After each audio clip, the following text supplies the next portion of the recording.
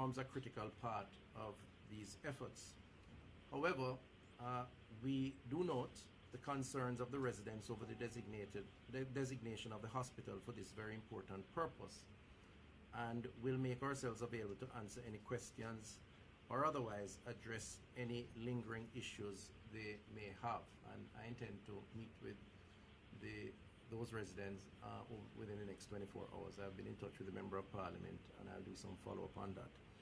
Of note is that we're engaged in ongoing efforts with stakeholders to identify additional quarantine facilities, and will advise the public of these developments. So we are having discussions at different places involving different locations, because we do believe that the quarantine method works, as evidenced by this emerging situation, which we hope will not result in any further health risk, but nevertheless the precaution is very necessary.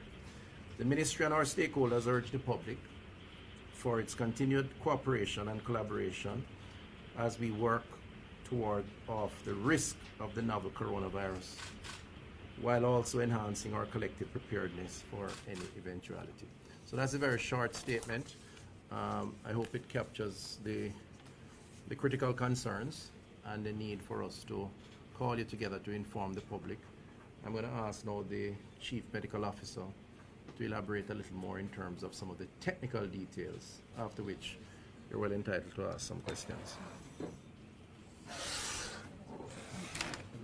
Good afternoon. I would just want to reinforce the fact that the purpose of quarantine is to separate persons who have no symptoms under conditions that we can monitor what is happening to them. These persons may or may not have been exposed to the virus, but by virtue of where they're coming from, we're at risk of exposure. When we place persons in quarantine, what we want to do is to monitor on a daily basis and to ensure that if there are any symptoms that are developing, we pick it up early before the person reach to a point where they are coughing or sneezing and are more likely to be able to spread the virus. So in effect, the quarantine situation that we have now has picked up some early changes that we are monitoring, and as per our protocol, this person has been isolated. So under isolation conditions now, if this person continues to develop symptoms, then this person would be separated from other persons who they could pass the virus onto, and they will be nursed in a controlled situation to prevent any spread, either to other members of the public or to healthcare professionals. I want to just reinforce the value, as Minister has said, of the quarantine process. It's very important that we pick up these symptoms early so that we can isolate these patients.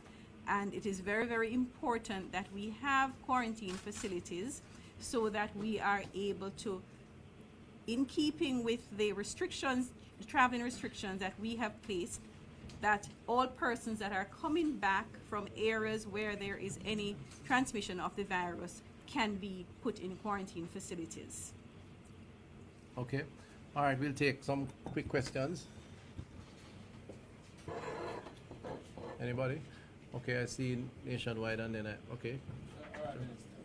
Jason Cross from the BU. Yeah, Jason. Residents are concerned because they say some businesses will have to be relocated. That's true, right? Where is that? What, in relation to what exactly? St. Joseph's? Yeah. Right. Relocated, you mean from the compound of St. Joseph's or in the vicinity? In the vicinity. I don't think so, but let me ask the CMO, the Chief Medical Officer, to comment on the St. Joseph's location and the perceived risks, because I think that's important to address clinically. Okay.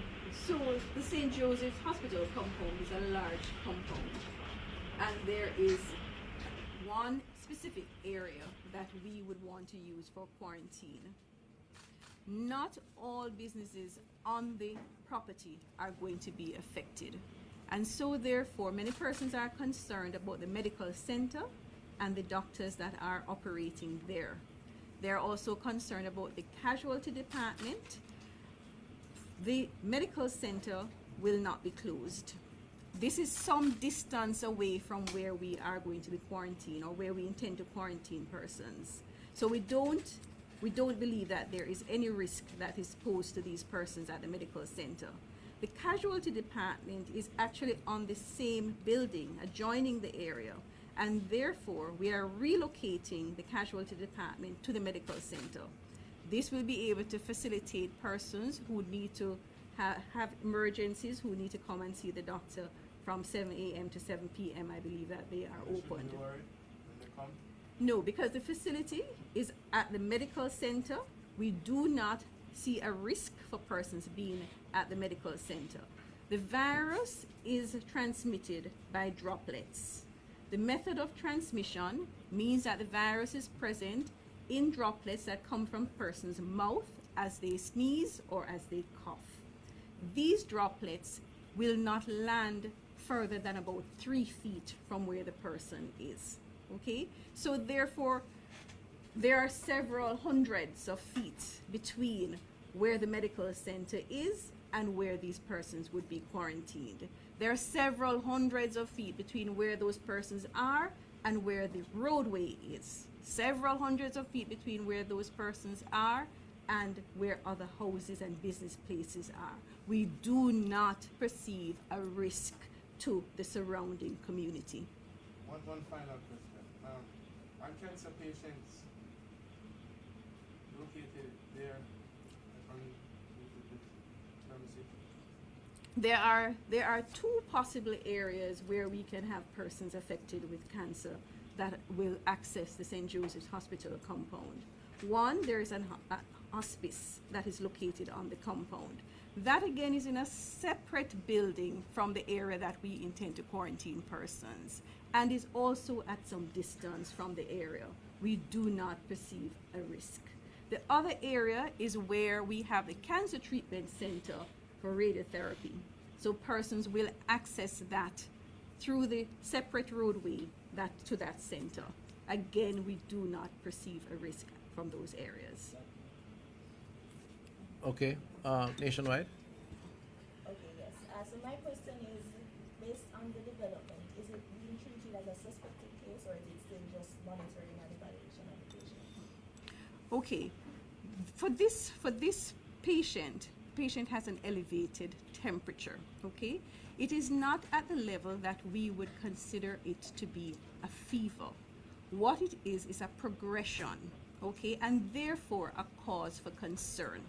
Okay, so this person, the temperature may settle down, and this person, the temperature may continue to rise. What is important is that we have a rising temperature in a person who has traveled to an area of concern.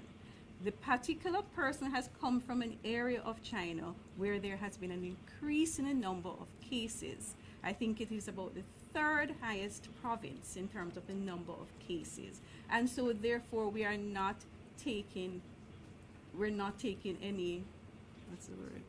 Chances. We're not taking any chances. So what we have to do is to monitor the case very carefully. As I said, this is a progression of symptoms, and we can't say what is going to happen thereafter. However, we are testing. The sample has been taken, and it is going to be sent for testing. And then within another 2 or 3 days, we will get back that result, and we can either clear the patient or we continue isolation. Oh, go ahead. Are you in a position to say how many persons are now in quarantine versus isolation? Okay, so Minister had mentioned it before. We have 10 persons that are being quarantined in a government facility, and we have 78 persons that are quarantined at home. I want to reassure everyone that the process of quarantining persons at home is not a simple one that we just send persons home. The homes are investigated by the health departments. We ensure that there is adequate space for the person to remain far away from other persons, and we ensure that the patient, the person, is educated as to how it is that they conduct themselves, how it is that they move around. We ensure that the family is also educated, and then the health department checks on this patient on a daily basis.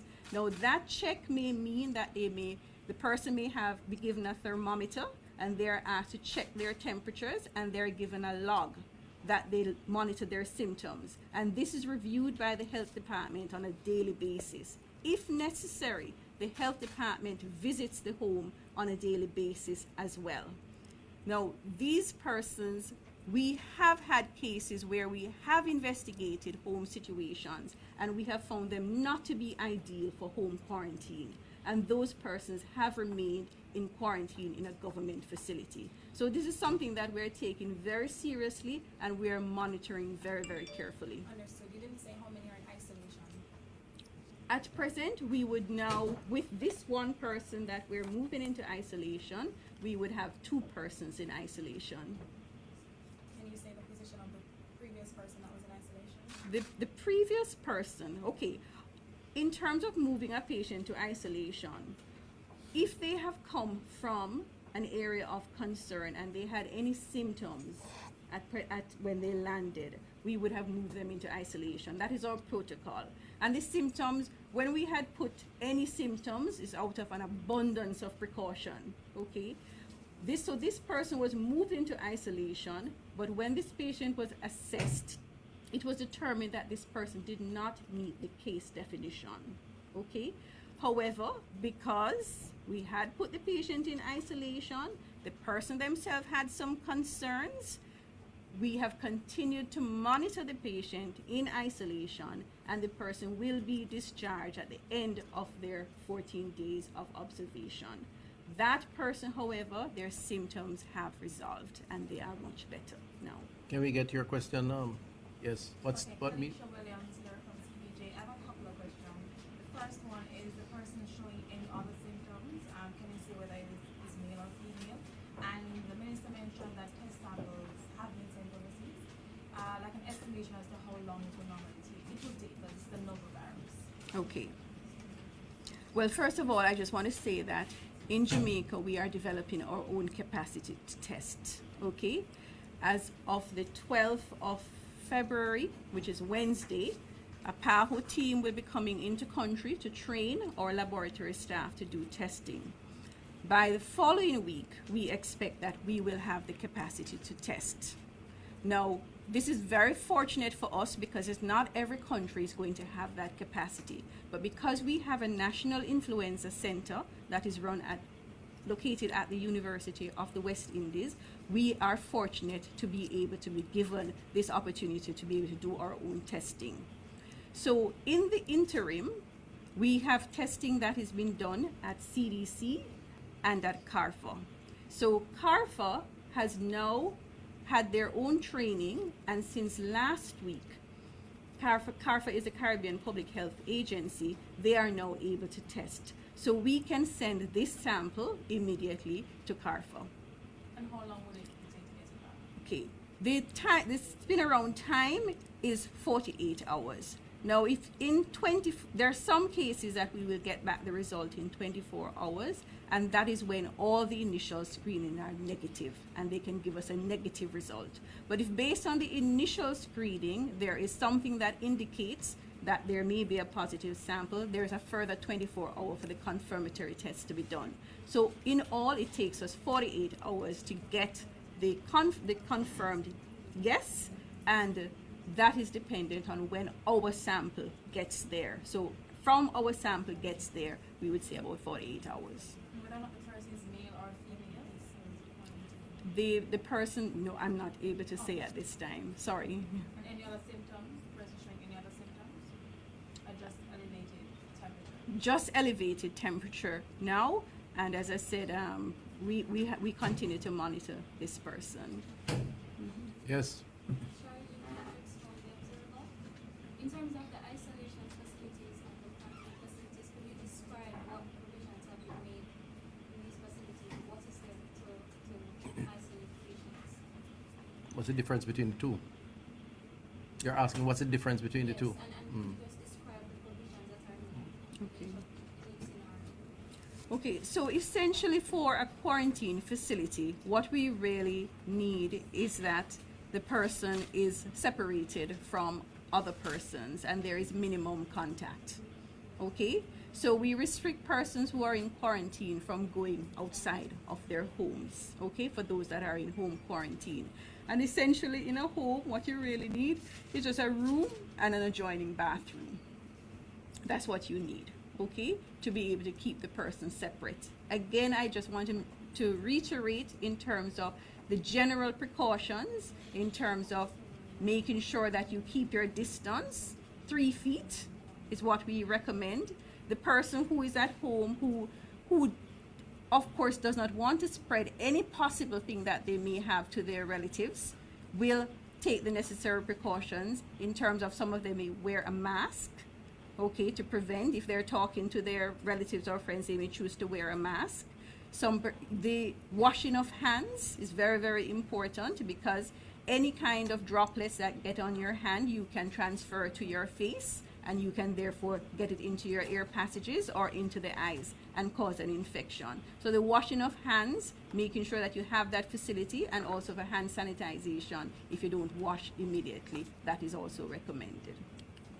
In terms of the isolation, how are the patients isolated exactly, and what provisions are there? Okay, so in isolation, what we have now is definitely a more restricted conditions. So we would have a room that is essentially sealed off from the rest of the hospital facility or whatever facility it is in, okay? And the most important thing, so it is like the person is in an air bubble, okay? And they're maintained in that area. The persons who enter into that bubble have to be completely protected, okay? So they protect themselves by wearing mask. They may wear a cap to cover the hair. They may wear face shield. They may wear gowns. It all depends on what kind of symptoms the person is having. For example, if you have somebody that is coughing a lot and there's a lot of droplets, then you are going to take more precautions, okay? So the persons that are entering into that room to interact with the patient have to make sure that they're fully protected. So they usually don those personal protective equipment on going in, and then on coming out, they remove all of those things and discard them. Okay? If a person in isolation, are they in the same room or in separate rooms? No, they would not be together. We would isolate persons separately. There are certain conditions under which we may isolate persons together. For example, if they're close family members and both are suspected to be infected and have the same kind of course together, so we may choose to isolate persons like that together. But for the most part, we will separate persons. Let me just say, if I may clarify, that in the first instance, in the first case, the initial person who came to Anato Bay, I think it was, that person had checked themselves in because they were concerned, having returned and had shown some symptoms. And then the medical staff took the follow-up position, which led to the isolation. In this instance, this individual came in from China, was immediately quarantined, as we are now doing with all persons coming in. And this, by the way, is a Jamaican, okay? Because Jamaicans are entitled, and I think that's important to note. If Jamaicans are entitled to return to their country. And so this is a Jamaican person. They were, however, subjected to the quarantine protocol, and having served 8 days, we felt sufficiently concerned to move to a higher level of which would be isolation. All right, any other quickly? Yes? Shanice Gibbs from Area FM. Have you identified an area for quarantine in Western Jamaica? Yes, I understand that one facility has been identified. There's some work being done now on that facility, and more will be said on that soon enough. On the issue of quarantine facilities and the St. Joseph Hospital, I just want to make it clear that I do intend to have conversations with the citizens who are concerned. I do not want the impression to be given that we are not sensitive to those concerns. And I want to say that we are in dialogue and have been to find suitable locations at different places throughout the country. It's not very easy, but we are looking. And if the need arises or the occasion presents itself, then maybe some additional adjustments can be made. But as of now, I also want to reassure, based on the clinical advice, and the CMO spoke to it earlier, that the configuration of the hospital, the area identified, located for quarantine, is sufficient not to pose a risk to any of the citizens. And I just want to reassure them of that. We would not do anything to compromise the health and wellness of any Jamaican citizen in the carrying out of our responsibilities. And I think that needs to be made very clear. Any other quickly? What of the training of the specific doctors and nurses who may have to tend to individuals in isolation or quarantine? Same way you want to address that? Okay. So we are continuously training in terms of infection prevention and control. And every year the ministry rolls out a training program for infection protection and control, okay? Specifically to the novel coronavirus 2019. And I just want to remind everybody that we are in the flu season and the same precautions apply, okay? And so the same risks apply. So we have conducted quite a bit of training since January for healthcare providers and for all practitioners, and also for persons at or points of entry. However, this does not stop here. We will continue to train persons, and in particular persons that are going to be manning the treatment sites, the quarantine sites. We are rolling out more training for those persons. But I also want to mention that within hospital themselves, they also have their own in-service training that continues. All right, I'll take two more questions and then we can follow up after. I know it's your prime time, news time, so This yes. person is being isolated at St. Joseph. No. Where? I just want to say presently that we have no persons at St. Joseph's Hospital, okay? And St. Joseph's Hospital was really targeted as a quarantine facility, okay? And that is for persons that are without symptoms, that's true. okay? But that person, where is that person being held now? Presently, that person remains at the facility that we have quarantined, and they are being isolated there. We are now making arrangements, because as you can imagine, it takes some time to make all the necessary arrangements to make sure that all the stocks are in place. And even when the stocks are in place, because most of these facilities do have the stock, we have to make sure that the staff is in place. So we are making preparations to move this patient. And right now we have two options, because two facilities are prepared, and we're looking at staffing at either. Okay.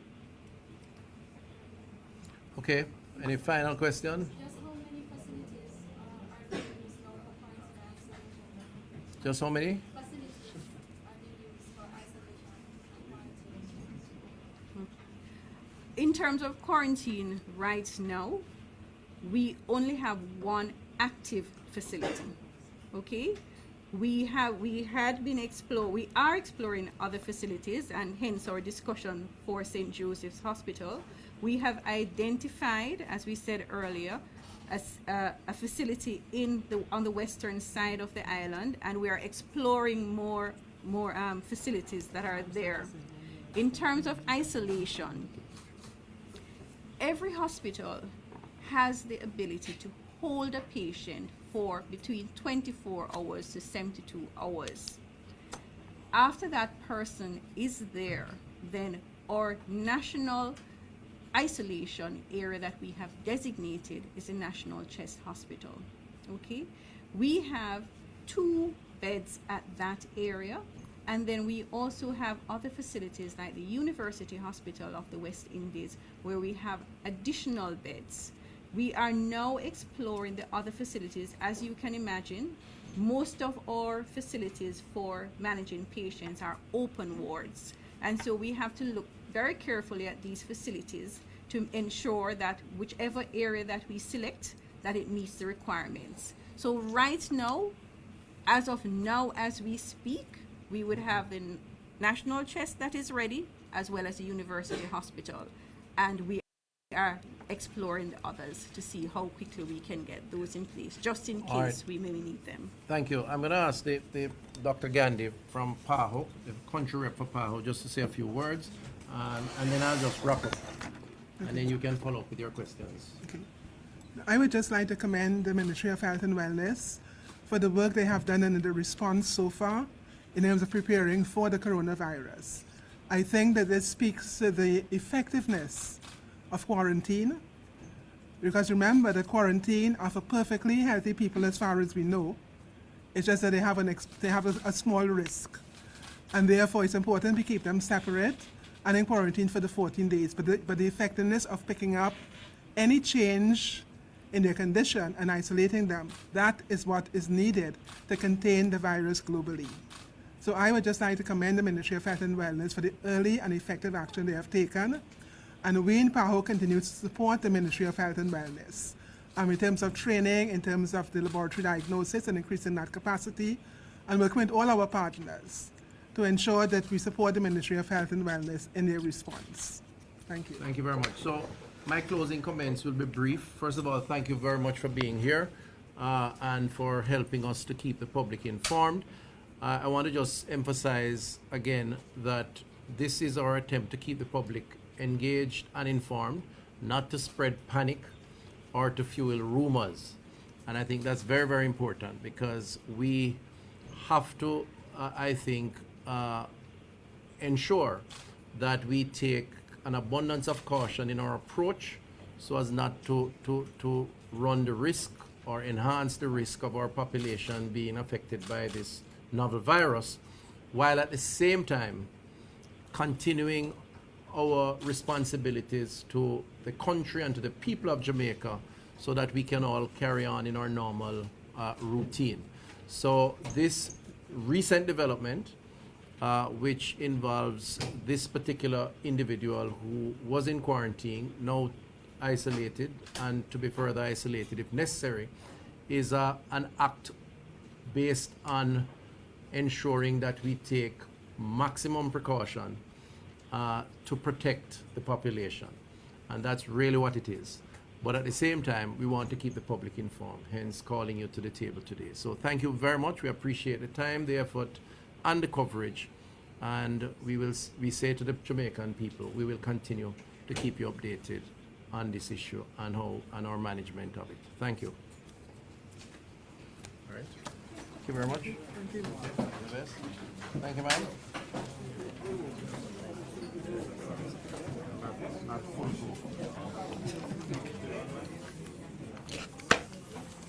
Run in here. I have to go down in here.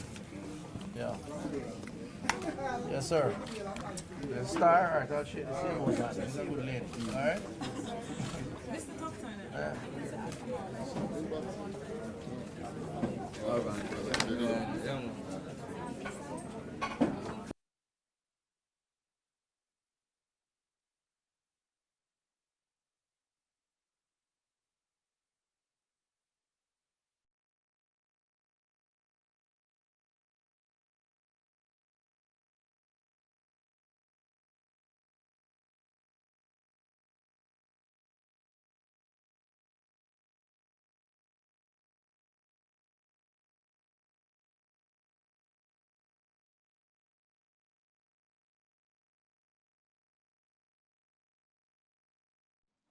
And welcome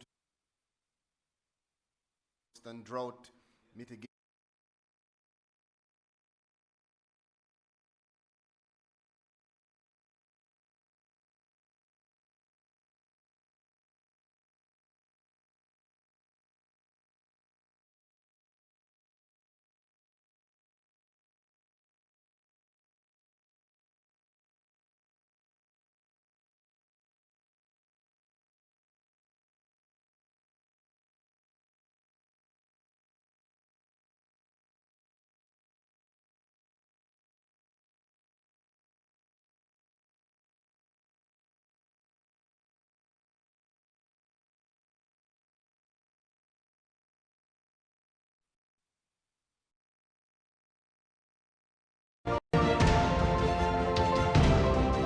The reform of the justice sector is a priority of the government of Jamaica under the National Development Plan 2030.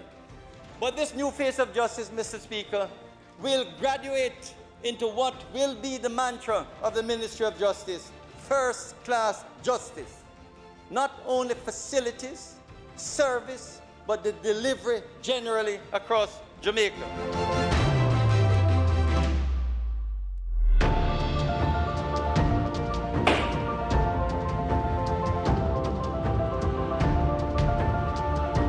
2019 marked an extraordinarily assertive push on the wheels of the Justice Ministry.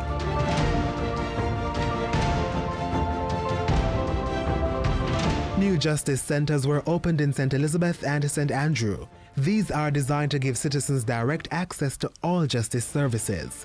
A contract of just over $626 million was also signed to begin expansion works on the Office of the Director of Public Prosecution. All the courts across Jamaica, all the justice facilities must be brought up to